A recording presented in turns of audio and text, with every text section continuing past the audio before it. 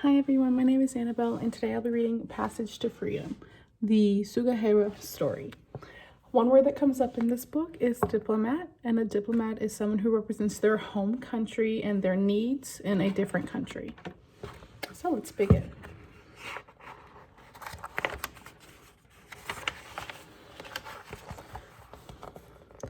There's a saying that the eyes tell you everything about a person. At a store, my father saw a young Jewish boy who didn't have enough money to buy what he wanted, so my father gave him some of his. This boy looked into my father's eyes, and to thank him, invited my father to his home. This is when my family and I went to a Hanukkah celebration for the first time. I was 5 years old.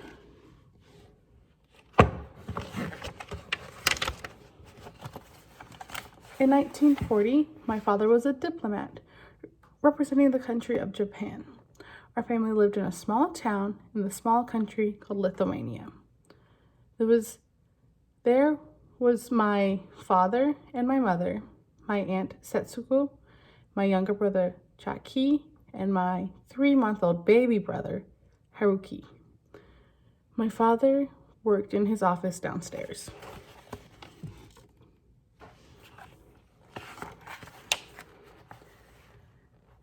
In the morning, birds sang in the trees. We played with girls and boys from the neighborhood at a huge park near our home. Houses and churches around us were hundreds of years old.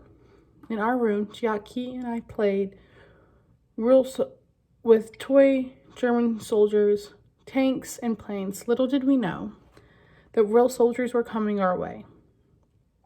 Then, one early morning in late July, my life changed forever. My mother and Aunt Setsuko woke Chaki and me up, telling us to get dressed quickly. My father ran upstairs from his office. "There's a lot of people outside," my mother said. "We don't know what's going to happen." In the living room, my parents told my brother and me not to let anybody see us. Looking through the window, so I parted the curtains a tiny bit. Outside, I saw hundreds of people crowded around the gate in front of our house. The grown-ups shouted in Polish, a language I did not understand. Then I saw the children. They stared at our house through the iron bars of the gate. Some of them were my age. Like the grown-ups, their eyes were red from not having slept for days.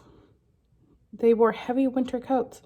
Some wore more than one coat, even though it was warm outside. These children looked as they came from somewhere else. Where were their suitcases? Then you can see the children looking through the gate.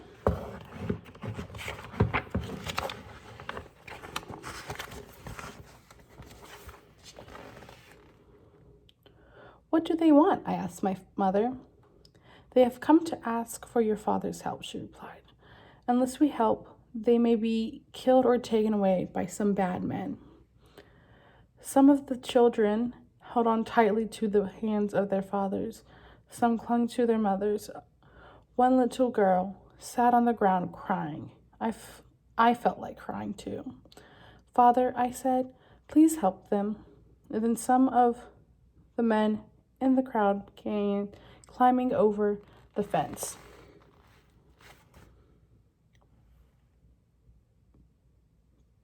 Borislav and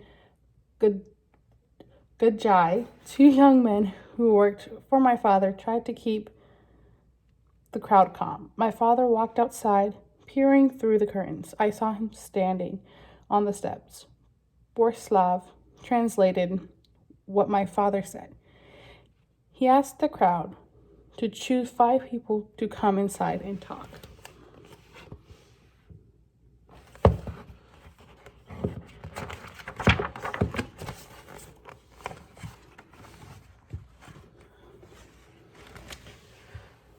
My father met downstairs with the 5 men. My father could speak Japanese, Chinese, Russian, German, French, and English. At this meeting, everyone spoke Russian. I couldn't help but stare out the window and watch the crowd. While downstairs for 2 hours, my father listened to the frightening stories. These people were refugees. People who ran away from their homes because if they stayed, they would be killed. They were Jews from Poland escaping from the Nazi soldiers who had taken over their country. The 5 men had heard my father could give them visas, officially written permissions to travel through another country. The hundreds of Jewish refugees outside hoped to travel east through the Soviet Union and end up in Japan. Once in Japan, they could go to another country. Was it true? The men asked. Could my father issue these visas? If he did not, the Nazis would soon catch up with them. My father answered that he could issue a few, but not hundreds. To do that, he would have to ask permission from his government in Japan.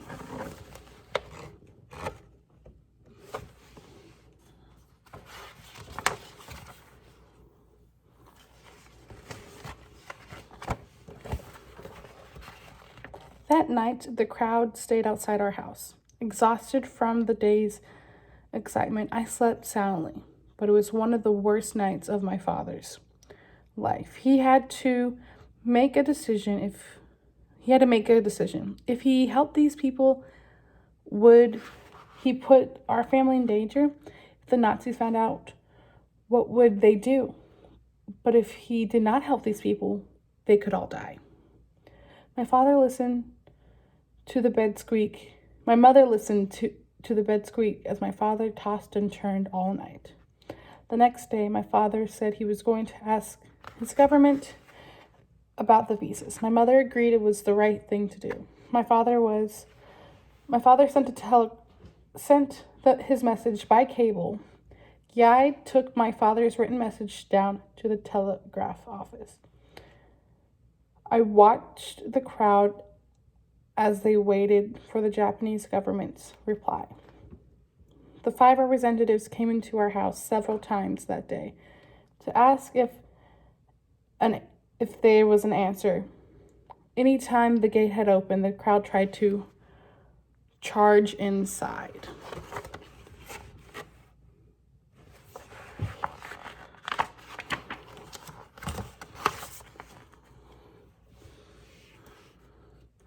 Finally, the answer came from the Japanese government. It was no. My father could not issue that many visas for Japan. For the next 2 days, he thought about what to do. Hundreds more Jewish refugees joined the crowd. My father sent a second message to the government, and again, the answer was no. We still could not go outside. My little brother Haruku cried often because we were running out of milk. I grew tired of staying indoors. I asked my father constantly, why are these people here? What do they want? Why do they have to be here? Who are they? My father always took the time to explain everything to me. He said the refugees needed his help, and they needed permission from him to go to another part of the world where they would be safe. I cannot help these people yet, he said calmly. But when the time comes, I will help all that I can.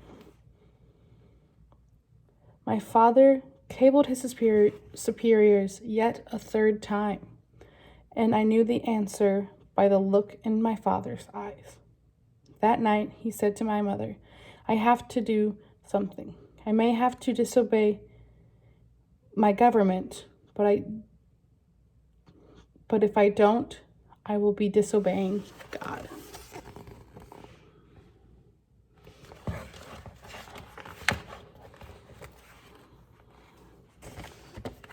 The next morning, he brought my family together and asked what he should do.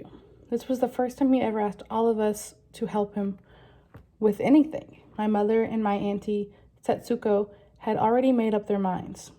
They said we had to think about the people outside before we thought about ourselves. And that it was my parents, had always told me that I must think as if I were in someone else's place.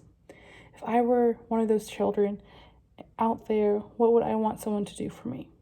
I said to my father, if we don't help them, won't they die? With that, my entire family was in agreement. I could tell a huge weight was lifted off my father's shoulders. His voice was firm as he told us, I will start helping these people.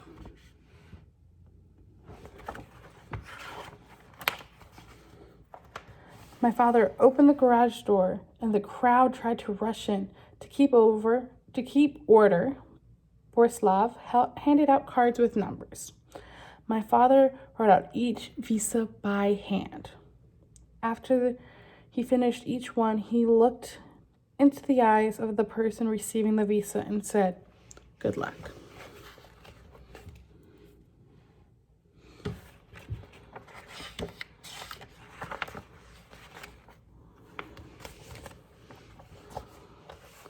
Refugees camped out at our favorite park, waiting to see my father. I was finally able to go outside.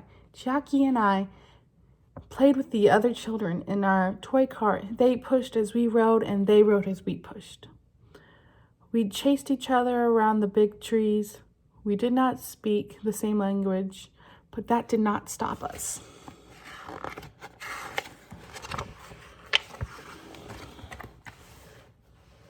For about a month, there was always a line leading into the garage. Every day, from early in the morning to late at night, my father tried to write 300 visas. He watered down the ink to make it last. Guide and a young Jewish man helped out by stamping my father's name on the visas. My mother offered to help write the visas, but my father insisted he be the only one so no one else could get into trouble. So my mother watched the crowd and told my father how many were still in line. One day my father pressed down so hard on his fountain pen the tip broke off. During that month, I only saw my father late at night. His eyes were always red and he could hardly talk. While he slept, my mother massaged his arm, stiff and cramped from writing all day. Soon my father grew so tired, he wanted to quit.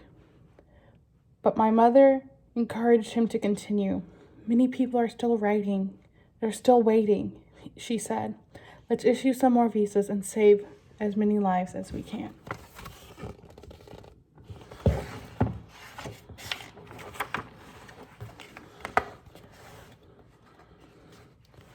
While the Germans approached from the west, the Soviets came from the east and took over Lithuania. They ordered my father to leave, and so did the Japanese government, which reassigned him to Germany. Still, my father wrote the visas until we absolutely had to move out of the home. We stayed at a hotel for 2 days, where my father still wrote visas for the many refugees who followed him there.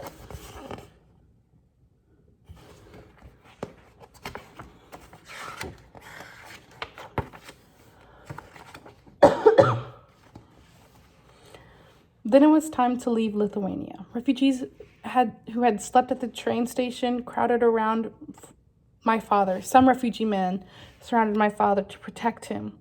He now just issued permission papers, blank pieces of paper with his signature. As the train pulled away, refugees ran alongside. My father still handed permission papers out the window. As the train picked up speed, he threw them out to waiting hands. The people in the front of the crowd looked into my father's eyes and cried, "We will never forget you. We will see you again. My father's eyes. Oh, we will never forget. We will see you again. I gazed out the train window, watching Lithuania and the crowd of refugees fade away. I wondered if we would ever see them again. Where are we going? I asked my father. We are going to Berlin, he replied. Jackie and I became very excited about going to the big city. I had so many questions for my father, but he fell asleep as soon as he was settled into his seat. My mother and Auntie Setsuko looked really tired too. Back then, I did not fully understand what the three of them had done or why it was so important. I do now.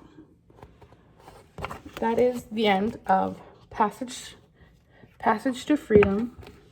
I have 2 reflective questions that you can ponder on, think about.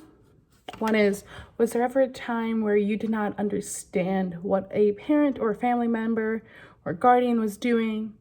And if so, how did that make you feel?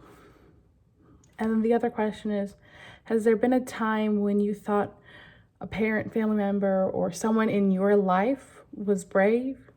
And if you do, tell who you're watching this with, or just tell it to yourself what that moment was and why you thought it was brave. Thank you.